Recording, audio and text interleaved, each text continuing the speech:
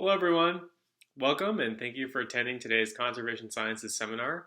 My name is Andrew Hallberg. I'm a first-year master's student in Dr. Robert Blair's lab, and today it is my privilege to introduce Dr. Jonathan Slaght. Dr. Slaght is the Russia and Northeast Asia coordinator for the Wildlife Conservation Society, where he manages projects involving endangered species such as Blakiston's fish owls and Amur tigers. He also coordinates Wildlife Conservation Society's avian conservation activities along the Asia-Australasian Flyway. Dr. Slaght received a BA from Drew University and MS and PhD degrees from our very own University of Minnesota. He was just awarded the University of Minnesota Department of Fisheries, Wildlife, and Conservation Biology Early Career Alumni of the Year. This award is given to individuals who have achieved outstanding accomplishments and are poised to make significant advancements in their fields, and I think it's safe to say Dr. Slaght certainly fits both of those criteria. Dr. Slaght is also a prodigious writer and has had his works featured by the BBC World Service, the New York Times, The Guardian, Smithsonian Magazine, The New Yorker, and Audubon Magazine, among others. He is also the translator of Vladimir Arsenyev's 1921 natural history classic, Across the Ussuri Krai. His new book, Owls of the Eastern Ice, was longlisted for the 2020 National Book Award for Nonfiction and was just last week featured by the New York Times as one of their 10 recommended books of the week.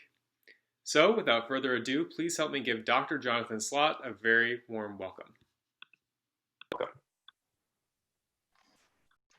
Hello, and thank you, Andrew, for that introduction. All right, I'm just going to get going. Okay, so today I'm going to talk about my PhD project at the University of Minnesota, which was about Blakiston's fish owls. And really, I'm going to do that by walking through through the book that just came out. And then I'm going to end with just a short section on some lessons that I've learned in how to do international conservation and how to, I guess, just get through a degree program and get and beyond. So yeah, so this the book I wrote, Owls of the Eastern Ice, it's about a giant owl, right? I mean, these are just tremendously enormous birds. They have like 6-foot wingspans. They stand about as tall as a fire hydrant and weigh the equivalent of about a dozen crows. But the book is more than just about an owl. It's about the people that share the landscape with these owls. And I think most importantly, especially for this audience, is that it's a book about fieldwork. It's almost a journal of how I got through my PhD project at the University of Minnesota. So before I get into the owl itself, I'm going to give a little bit of background on the region, Primoria, the province I worked in and still work in now, and explain that the area is more than just a one-hit wonder. It's more than just fish owls. So for reference, Primoria is way over here. It's in the southern Russian Far East. It's on the Sea of Japan. It's this weird, I call it a talon. You can sort of see it looks a little bit like a talon of Russia that's hooking into Northeast Asia. The capital city, Vladivostok, is maybe 150 kilometers from the North Korea border and 80 kilometers from the China border. So it's really, really very much a part of Northeast Asia. So there's about 2 million people that live in the entire province, half of whom are in the capital city of Vladivostok. And most of the other province is really dotted by villages, some where the populations measure in the thousands, some the hundreds, and some even the dozens. And because of the landscape there, the mountainous landscape, the human settlements are often tucked where they can fit between the mountains and the rivers. So the landscape here is really defined by the Sikhote-Alin Mountains, which run through almost the entire province. The coastline is spectacular, and a lot of people see these images and have trouble believing that this is Russia, because it doesn't really fit a lot of preconceived molds of what Russia looks like. The wildlife here is absolutely fantastic. It's a zone where the boreal biome and the subtropical biome mix in a temperate forest. So that's why you have things like tigers here, things you associate with steamy subtropical jungles. You've got tigers, you have leopards sharing forests with some boreal species. This is a composite from a single camera trap that had the 4 cats of Primoria walk by it. So you can see the different sizes here. The Amur tiger, the Amur leopard, the Eurasian lynx, which is one of these boreal species, and a leopard cat, another subtropical species. Another boreal species is the brown bears. There's brown bears here. In fact, this is the only part of the world where you have brown bears and tigers sharing the same habitat, and they do interact, and they do sometimes kill each other. Here's another one of the subtropical species. This is a raccoon dog. If you've never heard of one of these, it's a true dog. It's a canid, and it's the only member of the dog family that hibernates in winter. There's wild boar. There's moose, and this is a weird moose subspecies, the smallest moose subspecies in the world. And if you look at the antler structure here, it looks more like a deer or an elk than it doesn't have that palmate structure that moose in North America and elsewhere have. There's growl, long-tailed growl. These are cliff-dwelling goat-like creatures. Fewer than 1,000 of these left in the wild. And then there's Siberian musk deer. And if you've never seen one of these things, the males have these elongated canines that protrude from its mouth. And then there's the fish owl. These things are just weird. I mean, even by owl standards, these things are weird. And I'm going to go over, we're now transitioning to the owl part of the program. Fish owls, black-cincin fish owls of just Northeast Asia. You can see by this distribution that it's broad, but they're at very low densities. And if you look at the bottom of their distribution, which is the thatched area, that's Primoria. So they're in like the northern half of Primoria counts as fish owl habitat. All right. So one of the weird things that fish owls do is they vocalize in duets. They're territorial pairs, so they mate in theory, for life. And they duet in a very synchronized way, where the male calls, the female responds, the male calls again, and the female responds again. So it's a 4-note call, and I've got a clip of one here.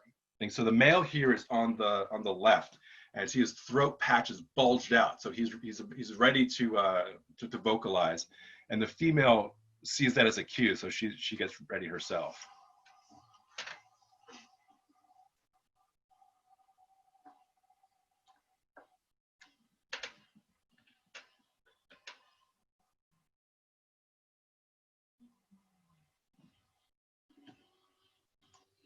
Okay. So there are several features of owls when people think about owls that kind of define what an owl is, and the first of those is exceptional hearing. If we look at birds like California spotted owl from California. This is a great horned owl from my neighborhood here in Minneapolis. This is a barn owl from barn owls from the internet.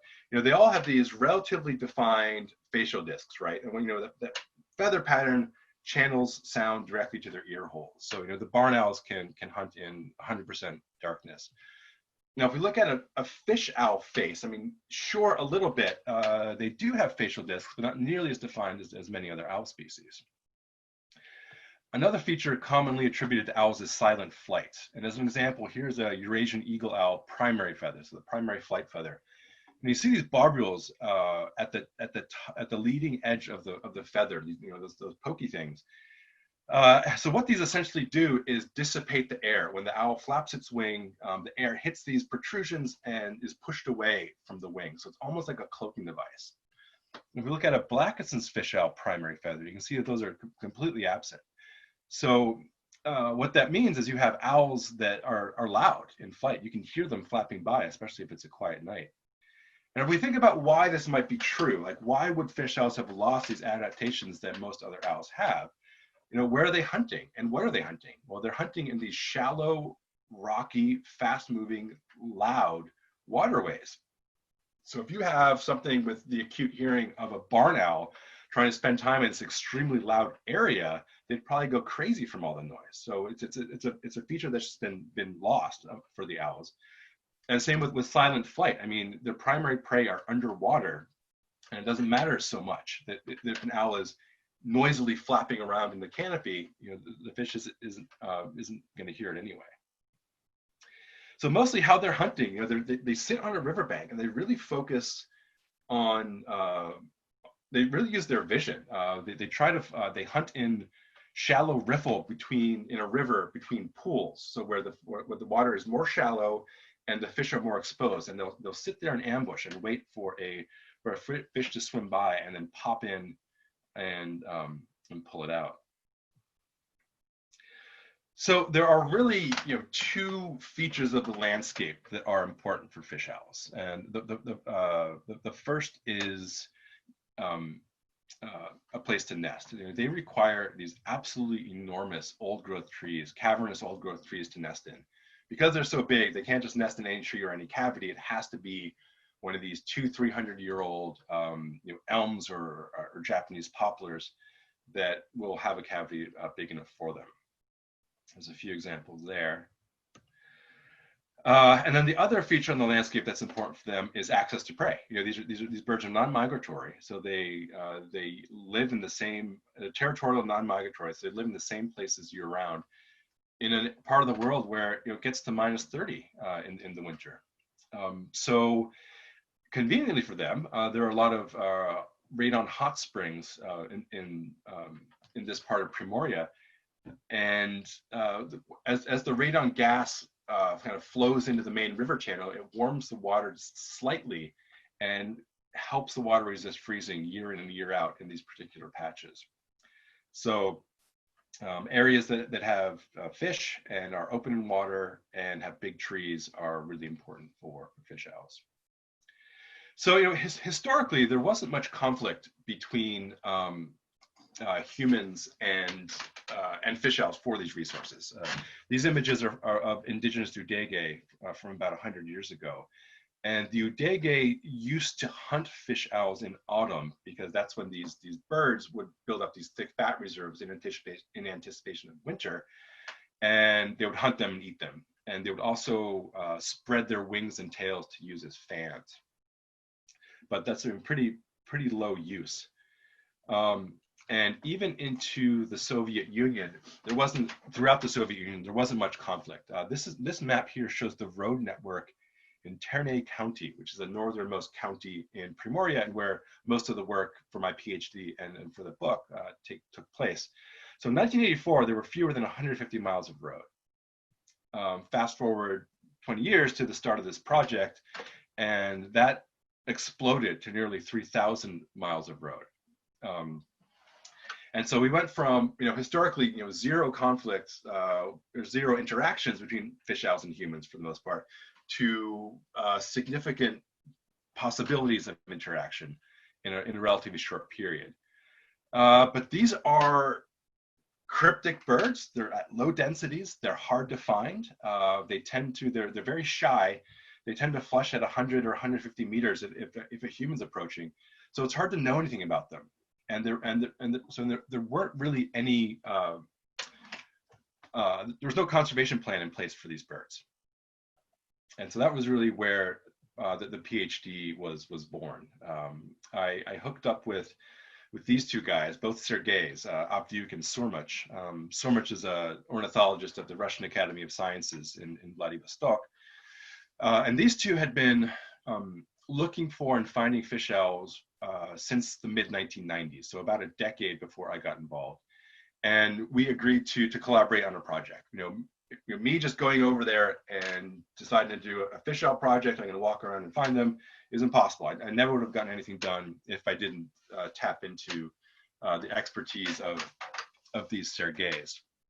And then when I brought to them, they're both busy. So what I brought to the table was, you know, a real research project to bring in money to really figure something out about these birds. So the plan was to find some, catch some, give them VHF and or GPS backpacks, use that information to develop resource selection functions to get a better understanding of what parts of the landscape are important for them to then develop a conservation plan.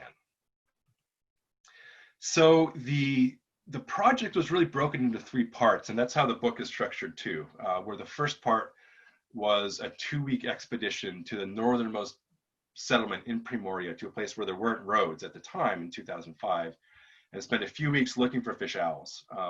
And then the second part was a 2-month, well, let's get to that later. So so the first part was really, like I said, there's no roads here. The only means of travel are by snowmobile in winter and boat in summer, linking the 2 villages in the drainage that are along this river. So flew into the one village, was 80 kilometers from the coast, in the other village, and we just, as a group team of 4 people with 2 snowmobiles and everything on our sleds, went down along the coast looking for fish owls. Now, everyone else on the team had already had experience with fish owls, and for me, this was my first time to dip my feet in the water, get a sense for what the field work would be like throughout the course of the program, and just really start to understand what to look for. First thing I was looking for was tracks. So anytime that we would see some open water, go over there, look through binoculars or inspect more closely and look for tracks, because that's a sign that fish owls are nearby. Like I said, they're hard to detect. They don't vocalize every day. So just because fish owls might live somewhere, but we won't know. It can take a week or more to establish that they're actually there. And tracks in winter are the easiest way to understand if the fish owls are present or not, because they do in winter. They'll walk up and down the icy fringes of a river, looking for a good spot to hunt. Another thing to look for was feathers. The fish owls tend to constantly be releasing these semi-plumes, which are like these big, thick sausages that get caught on branches, and especially in winter, when there aren't leaves on the trees and the sun just hits these things in the right way, it's almost like this neon flag waving, letting you know that there are fish owls nearby. And then the third thing was looking for nest trees. And, there aren't that many of these old growth trees on the landscape. So if you see a big one, stop, have a look, try to see if there's a cavity or not. If there is a cavity, try to get up there, get a sense if that's a fish owl nest tree or not. So the project, so this first expedition, so it was only 2 weeks, but we were really plagued by spring. I mean, the field season started late, and as we're going downriver, which again is the only way to get anywhere, we kept coming across these things that in Russian are called nalets, which is it's where water upstream somewhere melts and ends up flowing on top of the river ice. And when you just look at it, you don't know if it is a nalet and the water's only going to be this deep or maybe a little deeper, and underneath that's ice, or it just goes down to the bottom of the river, and if you step on it, you go in. And so we just, as winter turned to spring, we were just constantly plagued by these things. And here's us getting across one of the more shallow ones.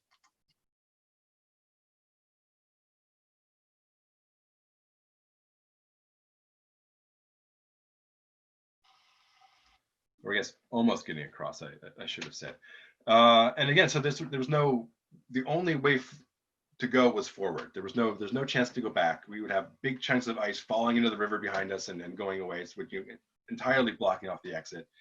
And in some places, the nalets were so wide that we ended up having to get out chainsaws and cut trails through the woods to avoid the blockage, and then return to the water, return to the river.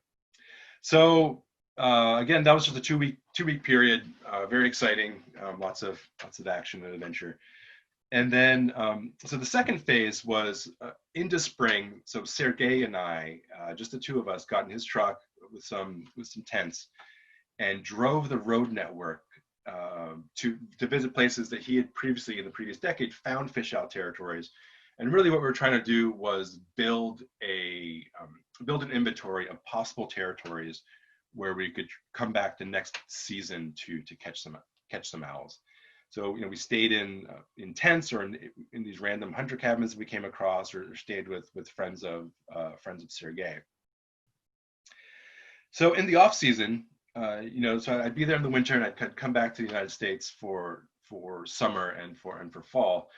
And one thing I did was, the Raptor Center at the University of Minnesota was extremely helpful. I mentioned this yesterday at um, the, the evening talk I gave. The Raptor Center was very helpful in allowing me to train on how to capture raptors, how to put on harnesses on birds. I used a number of great horned owls there as to help me learn how to put on transmitters. And then went back in winter of January of 2007, or maybe February, to start trying to capture birds. And this was the hardest part of the project, no question. No one had really caught adult fish owls before, and it wasn't really known what capture methodologies work. Different birds respond to different traps. Among raptors, something that'll work for one raptor won't work for another. And the combination of owl and aquatic prey specialist meant we had to come up with some new ideas. So I talked to some capture specialists in the US. I had this book on banding or capture methods, and I brought over a whole bunch of raw materials to make different kinds of traps. And Sergei and I just went out to the woods to a territory, and lived in a tent and tried to catch owls. And the first few weeks were a nightmare. The owls were around, we heard them, they weren't coming into our traps, nothing was working. And it's one of these moments where I'm in a tent, it's minus 30 in the middle of the Russian woods, and my degree depends on this, and I'm not getting anywhere. After a few weeks, we ran into, or Sergei, kind of as we're looking for other owl territories, Sergei runs into this guy in the woods, and he'd been living there alone for a decade in an abandoned hydroelectric station. And as it turned out, his cabin was right between two territories where we were trying to catch owls. And this man, Anatoly, invited us to stay with him. So that eased some of the tension, because at least we were then under a roof with a wood stove, and we were warm, and we weren't also freezing. There's this little cabin. And I also, I would like to add that, so the conditions for field work here in Primoria are really the conditions for life in Primoria. There wasn't much difference between what we were doing and how people live over there in villages. If we wanted water, we'd go down to the river with a bucket. If we wanted fish, we'd cut a hole in the ice and dip in our lines. At times, if you wanted to cook food, you dig out the snow, find some wood, and boil some water. So toward the end of the first season, right when things were looking pretty bleak, I'd say, we came up with a combination of trap components that worked, and we suddenly caught a bunch of owls. Ended up with 4 the first season. 3, I believe, was in the period of a week. We just caught a bunch of owls, which was great because spring was coming. Again, water levels were rising. That was problematic, but so we ended the first field season feeling pretty good about how things were looking, because we caught owls. And so here's I don't know if you can see that or not, but there's a GPS data logger on the back of this owl. And so this was 15 years ago. I assume the technology has changed considerably since then, but this was pretty much the only unit that would work with this species. This weighs about 90 grams, which is about 3% of the fish owl's weight. And it was only, it was a data logger, so it wasn't a transmitter. All it would do was receive GPS locations. If we wanted to do some kind of transmission, that would mean a bigger battery, which would mean it would weigh too much, we couldn't put it on the bird. So we were able to get 1 or 2 GPS locations a day for about a year with that unit. The downside was again, it's a data logger. So we have to recapture that bird in order to plug it into something and retrieve the data. So it's a bit of a risk. But given that these birds are long-lived, they essentially have no natural predators, they are territorial, and especially in winter, there's only a few patches of unfrozen river where they can hunt. We figured the odds were pretty good we'd be able to re-find the same birds the following year, and that turned out to be true. We were able to recapture every single bird that we tagged. Some of them, we caught them all 4 years of field work. So after that first season, Sergey and I got a little more serious. We started living in and driving around this truck. It's a Gaz 66 with a living compartment on the back. You can see a wood stove pipe sticking up off the end. And so we drive this further into the wilderness along that road network. In some cases, driving as far as the roads would take us, and then going on snowmobile or foot from there to reach more owl territories and capture more owls.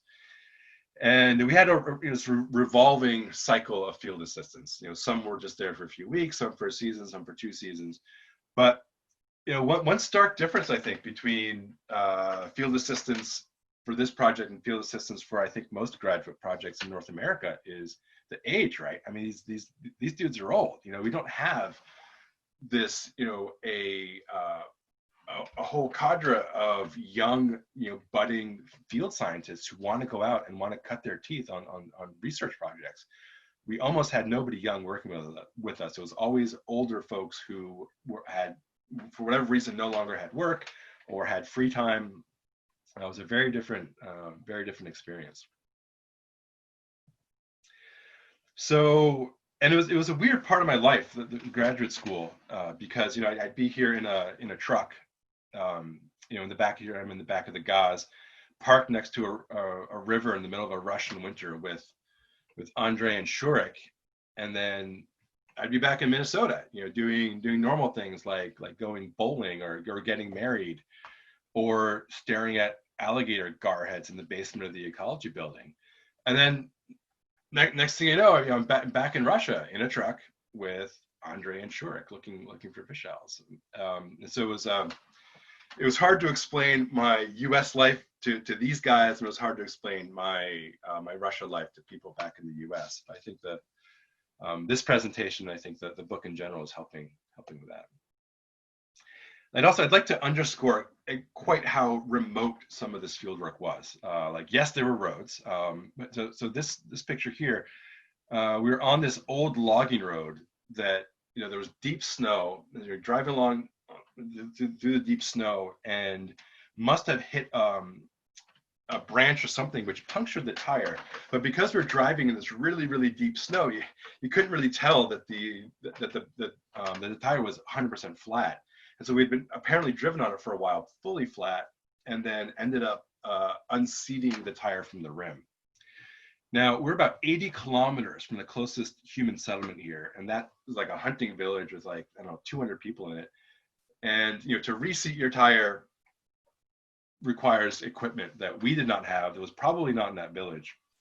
And so this Sergey Avdyuk I worked with was one of the reasons that I loved working with him, was because he was really good at problem solving in situations like this. So to fix this particular problem, what he did was he poured gasoline inside the tire and then lit it on fire. And then the resultant explosion reseated the tire onto the rim. Then found the hole, patched it, pumped it up, and then we were on our way. I have a quick video of that, but it happens quickly, so keep your eyes open.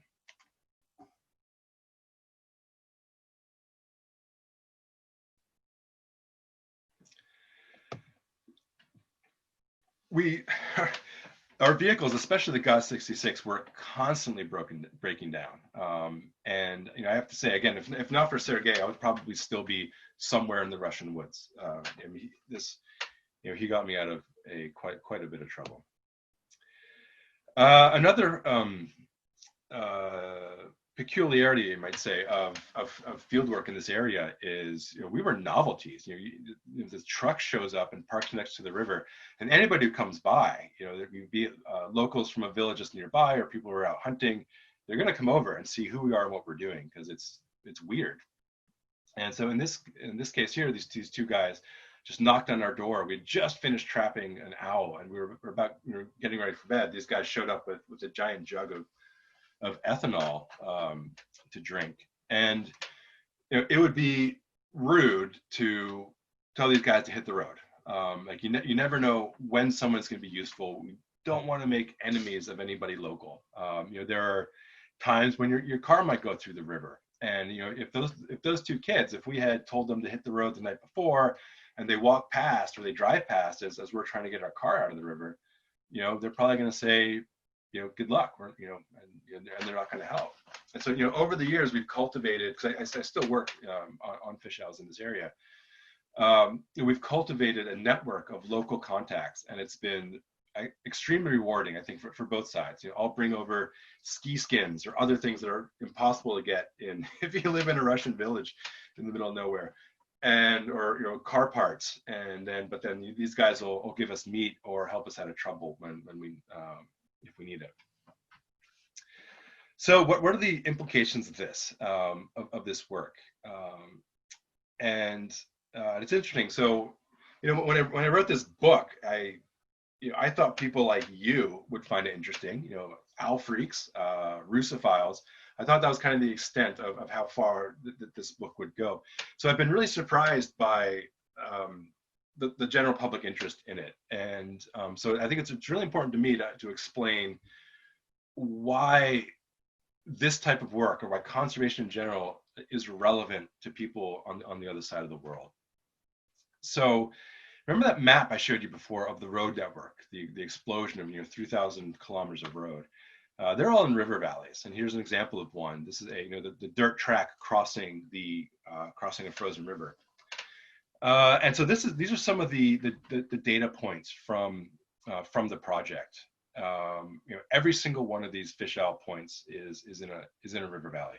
There's something like 0.16% of all GPS locations were not in a valley. So fish owls are reliant on the river valleys, as are people. So most of those roads that you saw are logging roads. So people are going in, they're harvesting wood, and people are using the roads to access rivers. So they're pulling out salmon, some legally, some illegally, but the wood from Primoria's forests makes its way to the U.S. as flooring. It goes to Europe as flooring. The salmon from Primoria's waters are sold across Asia. So how the forests are managed for fish owls, for tigers, for their natural resources, it matters to the rest of the world. Just another example, fish owls get hit by cars on some of these roads too. So I got my degree in 2011. Published my results, and came up with conservation recommendations, as all good conservation biology graduate programs do. And so one thing we were able to do with the data was understanding how the owls were using the landscape. I was able to develop resource selection functions and create a map showing probability of use, and use that map to identify the areas that are most important for fish owls and should be avoided for resource extraction. So one thing I did was I created a map showing 60 of these sites. I gave that information to the primary logging company in the Russian Far East. And so suddenly, because fish owls are an endangered species, and industry is required by law to not harm the species or its habitat, but because there hadn't been any kind of a conservation plan, they didn't know, they had no guidelines, but now they do. Now they do have guidelines on areas that they need to avoid for harvest.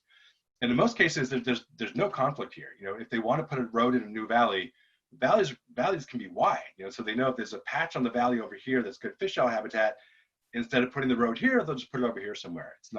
There's not a real conflict between the species, between owls and loggers here. Another recommendation was to minimize some access to some of these roads. So it's selective logging. That's why there's so many roads. Is the logging company will put in a road, do some selective harvest, leave, and then come back in 20 years or whatever to harvest other parts of that forest. So that's why the road network is so big. That's why so much of it remains intact. But the logging company recognizes that they don't need all those roads right now. So we've started working with them to identify areas that are high biodiversity sites. So there are fish owls or could be fish owls, tigers, bears, other things, and then blocking access to some of these roads. So as an example, just focusing on one spot, there's if you look at the map on the left, there's the main road, which is a thick black line, and then we got the logging company to close off the block access in two areas. One of these was just taking out a bridge, and the other was putting up a large berm of dirt, like you just saw. And essentially, that by doing so, they eliminated access to two drainages right there. So if someone's driving by and wants to hunt or gather berries or fish, they're just going to drive to one of those other areas rather than try to cross this river without a bridge or get across that berm. So something else that we discovered was that these big trees that the owls nest in are just as I said earlier, they're rare in the landscape, and it can take 200 to 300 years for a tree to get big enough, but then it might only be suitable to nest in by a fish owl for a few years, because the cavity might decay down too deep, so that the owl can no longer get in and out, or a seasonal typhoon might knock it over, or or might get harvested. So there's one territory where for decades, it's that Sergei up in the tree there, we monitored this one territory for a decade, and we'd watch the resident pair move through 4 nest trees. And in 2015, we went back and there were no more, the birds were there, but they weren't nesting because they didn't have a tree. So we took a cue from Japanese colleagues who've been putting up nest boxes in Japan since 1982. There were about 80 birds if I have that number right, in Japan in about 1980, and now they're about 200. So the population's almost doubled there due to concerted conservation effort. A lot of it has to do with these nest boxes. So we did basically the same thing. We got these giant barrels, slapped a perch to it, cut a hole in the side, and put it up in a tree. We put a camera trap up there too, just to see if the owls would find it and what they would do if they did find it. And they ended up finding it in like a week and a half. It was really, really quite fast. And since then, they have, so that was 2015, fish owls breed every other year. They've now fledged 3 chicks in that one box. Okay, so there are a couple lessons that I've gleaned from this work and working internationally. And there's 4 of them. I'll go over them quickly here. And I think this applies to any international work, but I think also any graduate project where patience and flexibility are really, really important. You have to be prepared to change your plans on a dime. You can be sitting in your office at on the St. Paul campus, planning out what your research is going to be, all your data forms, and you go out into the woods and then suddenly something doesn't work, and you need to be able to be flexible and change your plans. And also, especially I think when working internationally, be cognizant of how things are done in the place you work. I made this mistake going in, starting out my project, and I've seen others do it too, of trying to impose, for lack of a better term, a Western field ethic. People in Russia are not, they don't have the same style of education as we have here in the United States, and they're not going to do things the same way. So I remember, flying into Akzu for the start of this project. The Russians wanted to hang out and drink, and I was like, no, like we need to go, we need to do this, we need to do this, we need to do this, because we're here for the work. And it took me a while to realize that these social interactions, talking to people, understanding other people's perspectives is a huge part of being able to successfully get any project like this done. And so, a project can fail if that's taken for granted. So it's important to be flexible and patient. Another lesson is to give credit where it's due. Working in Russia, especially since the fall of the Soviet Union, people are suspicious of foreign intentions. They're not really sure why I'm there or what I want to get out of it, but they're pretty sure I'm using them somehow. So if people contribute to a project, if you work with them, it's really important to acknowledge that. Like any press that I do about the fisheye work or tigers or whatever, I always make sure to mention my Russian collaborators and how they're involved and how none of it could happen without them.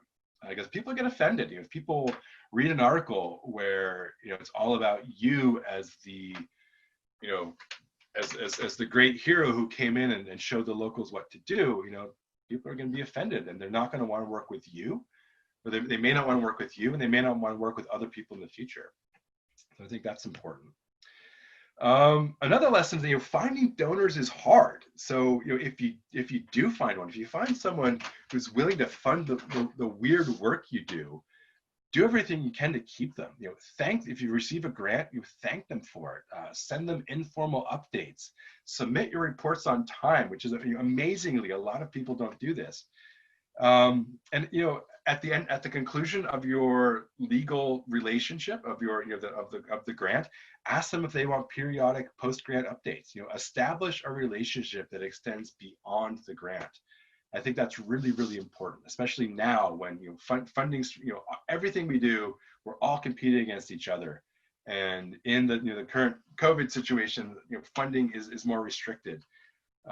So try to find people, establish these long relationships, and then just generally speaking, communicate. We share what you learn, move beyond peer-reviewed journals into the mainstream.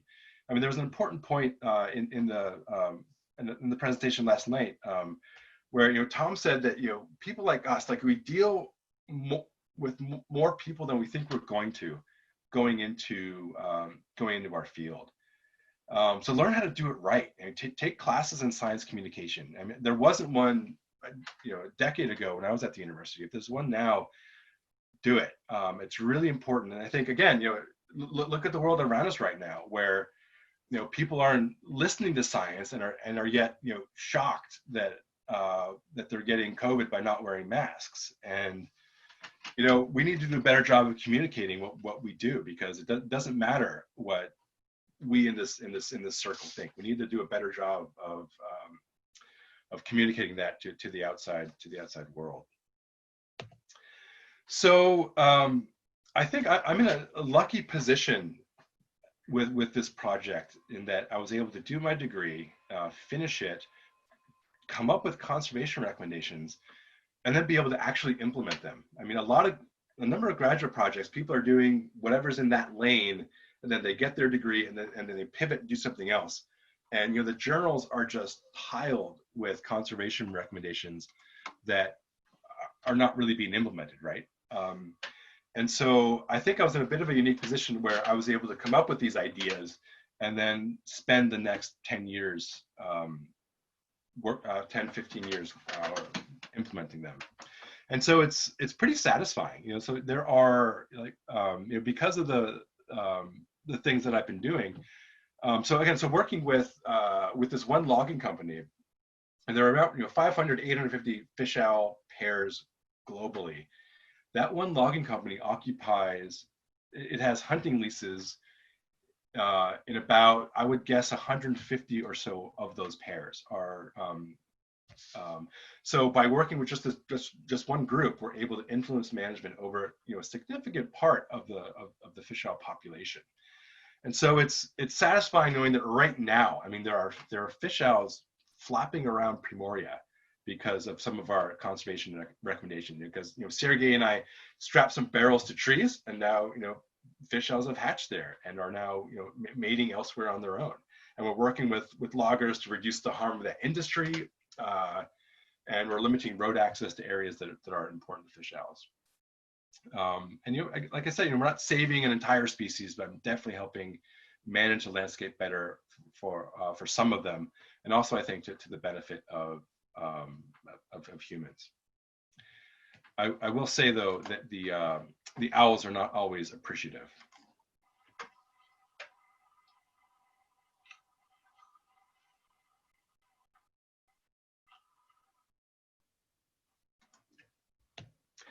Okay, that's what I have.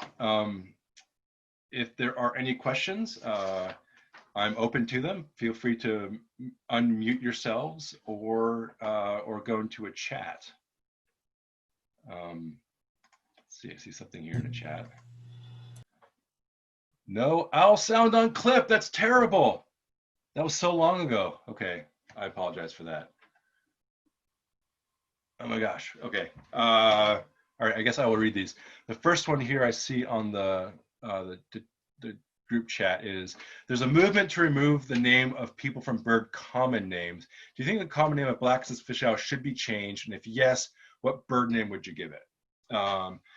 Yes, absolutely. I'm 100% on board with that movement. I mean, Blackiston's fish owls were named after Thomas Blackiston, who was an English naturalist who, he did stuff for science, sure, but I guess he's more of an entrepreneur than a naturalist. But anyway, he shot one of these things in Japan and sent it back to, this was in 1880 something, and sent it back to the British Museum where Henry Seebohm identified it. So this guy, Blackiston, thought it was a Eurasian eagle owl.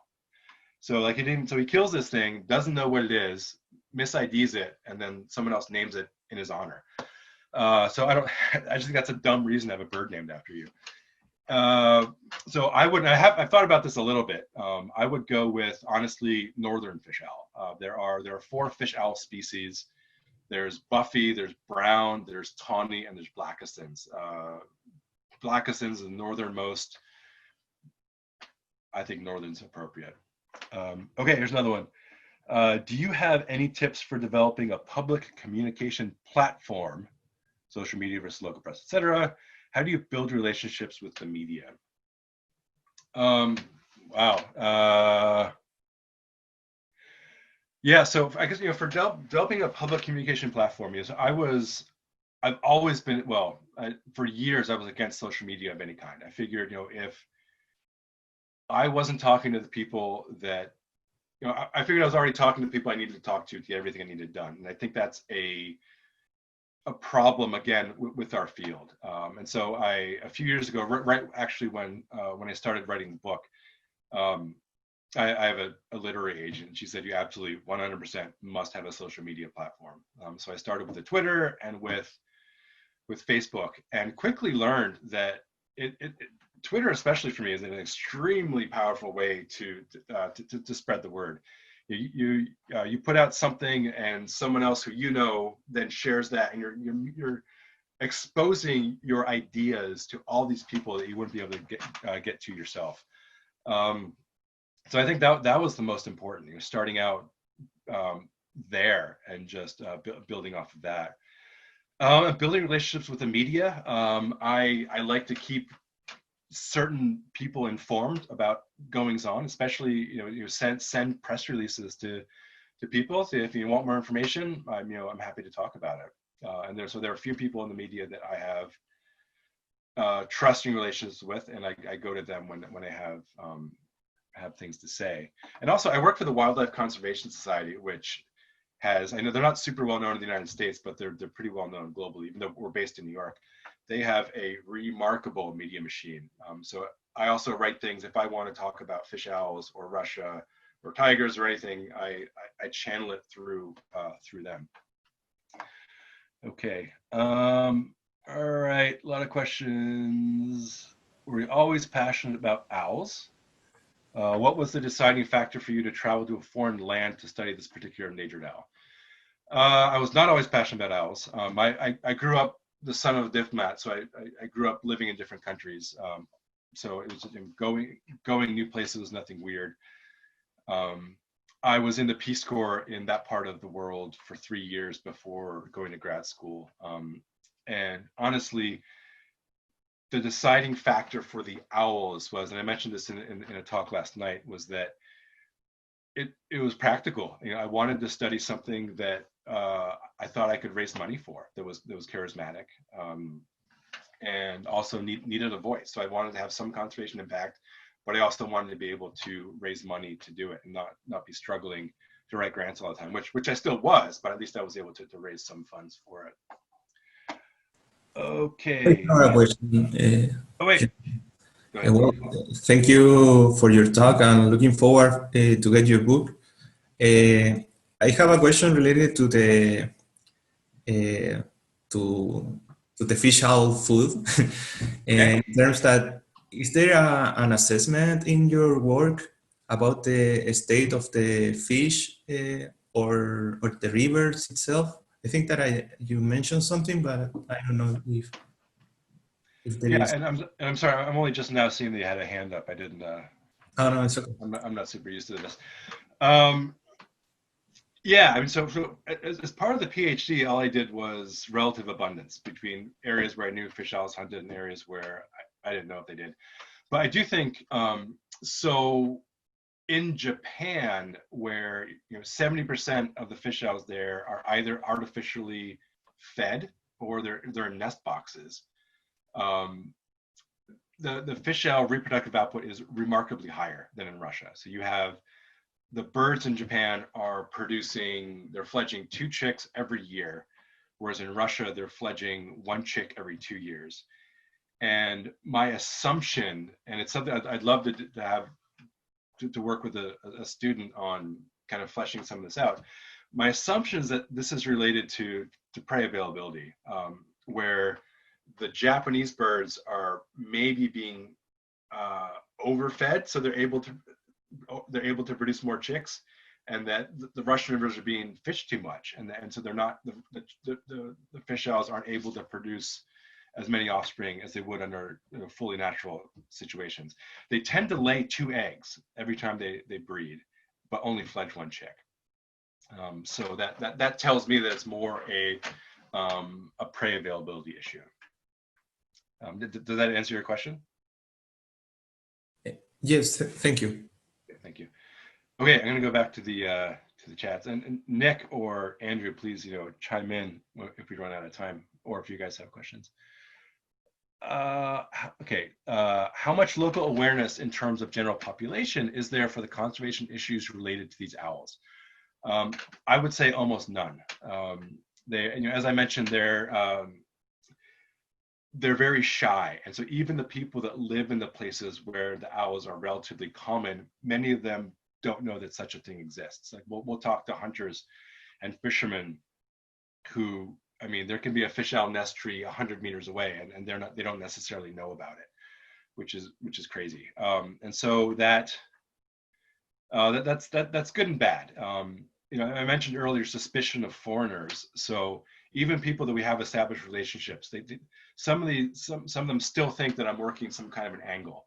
They think it's crazy that I would spend all this time, and that I have Russian collaborators driving up into the middle of nowhere to live in a truck to study owls for science. They assume that we're catching them and selling them or doing other things. So in some cases, too much awareness can be bad. And I've struggled a little bit with finding the right way to approach some of the local issues. Working with on the national level, there's more awareness. Like people in Moscow know more about these birds, people in Vladivostok, and they're all in favor of conservation and protecting the birds and their habitat. It's on the local level where some of where the conservation is most important that there are some potential issues. Okay, from Ben Miller, can you comment on how local, indigenous, or non-indigenous perceptions of owl conservation have possibly changed from where due to work, even conservation of native taxa in general? Yeah, I feel like I kind of just answered that. I think the local populations are the hardest to work with because these are the folks that rely on the forests and the rivers. So tiger conservation, for example, is a very complex topic over there, where people in the capital city of Vladivostok love tigers to no end, and the people in the villages hate them because the tigers are viewed as competitors for the deer that someone wants to shoot and put on the table to feed his family. Yeah, I don't have a good answer to that one, Ben. Okay, from Janet. Hi, Janet.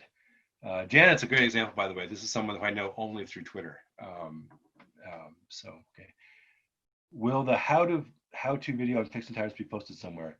Yes, it's actually, I have a YouTube channel that's it's only got 5 or 6 videos on there, and it's there. So my name, YouTube, you should be able to find it. If not, just let me know. That's all I see. Did I miss any?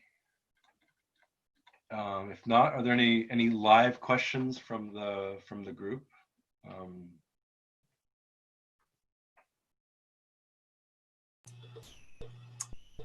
Yeah, I'm not. Am I on there? I'm concerned, trying to figure out exactly how you trap these owls. How I trapped the owls? Yeah. Yeah, and honestly, that's I don't go into, especially on talks that are recorded. I don't go into details because it is a little bit of a sensitive issue. But it's a very safe method. We use live fish as lures, and put a little box with live fish in one of these open patches of water where the water is really shallow, and then put just a monofilament fishing line snare around the frame, so it snares them very easily and safely.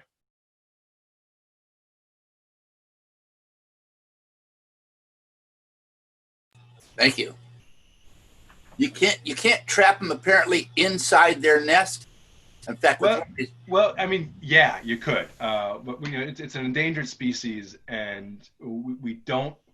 If they're on a nest, it means that they're doing something there, like raising chicks. And what we don't want to do is have the nest seem like an unsafe place. We don't want that makes sense. Yeah. Thank you. Anything else?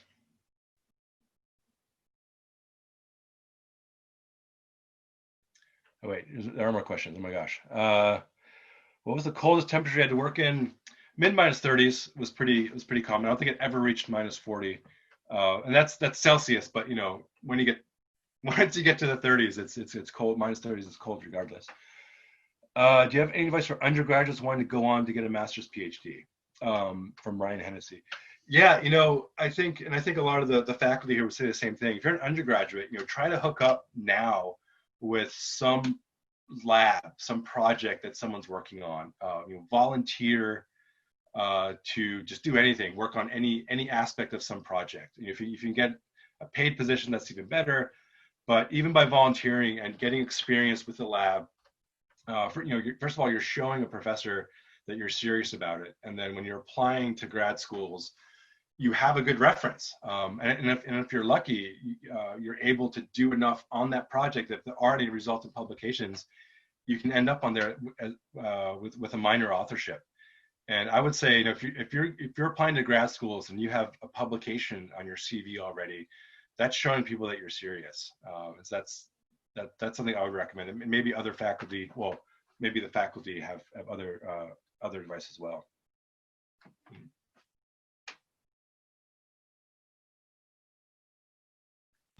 I think I would add to that, pick something you're passionate about. Sure. Yeah. Yeah. Yeah. And I would even honestly, I absolutely agree, but I also say, don't pigeonhole yourself too early. I think that, a lot of the skills that we learn in school are applicable across taxa. So, if you want to do resource selection functions with birds, but you can't find a project like that, but someone's doing resource selection with fish, maybe do that, at least get the experience for the methodology, and you can then apply that at some other time. So I would not turn down opportunities because it's not ideal right out of the gate.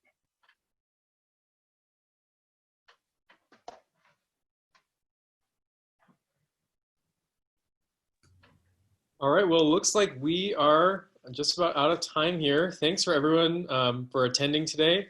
And thank you, Dr. Slaght, for your talk. It was absolutely fantastic. I think there was a lot of great takeaways for students and professors and everyone here. So thanks so much for your time. Yep, thank you.